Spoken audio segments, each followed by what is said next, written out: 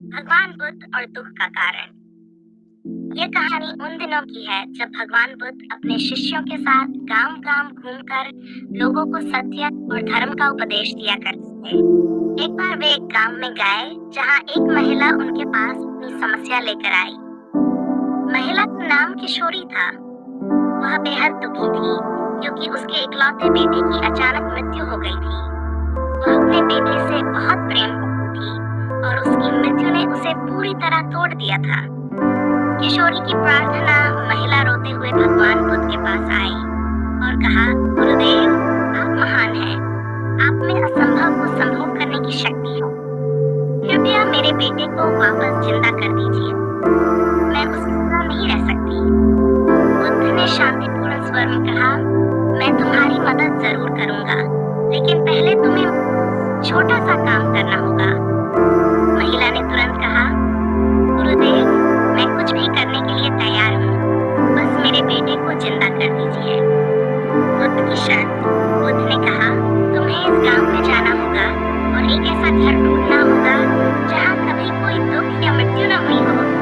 उस घर से एक मुट्ठी सरसों के दाने लेकर आओ। महिला ने सोचा कि ये काम तो बहुत आसान है। वह तुरंत गांव में घर घर जाने लगी। सच्चाई का सामना पहले घर पहुंची और पूछी, क्या इस घर में कभी किसी की मृत्यु नहीं हुई? घर के मालिक ने कहा, हमारे दादाजी की कुछ साल पहले मृत्यु हुई थी। महिला ने अगला घर ढूंढा और वही सवाल किया। वहां भी जवाब मिला, हमारे परिवार में कुछ महीने पहले मेरी बहन की मृत्यु हुई थी। महिला ने पूरे गांव में घूमकर हर घर में यही सवाल पूछा, लेकिन हर घर से उसे यही जवाब मिला कि किसी न किसी की मृत्यु जरूर हुई है। महिला की समझी। दिन ढल गया और किशोरी थकी हारी बुद्ध के पास वापस लौटी। उसने कहा, गुरुदेव, मुझे ऐसा कोई घर नहीं मिला जहाँ दुख या मृत्यु न हुई हो। हर किसी ने किसी न किसी अपने को खोया है। बुद्ध ने मुस्कुराते हुए कहा, यही जीवन का सत्य है। मृत्यु और दुख जीवन का अभिन्न हिस्सा है। कोई भी ये झूठा नहीं है। अगर तुम इसे स्वीकार कर लोगी तो तुम्हारा दुख कम हो जाएगा। किशोरी की शिक्षा।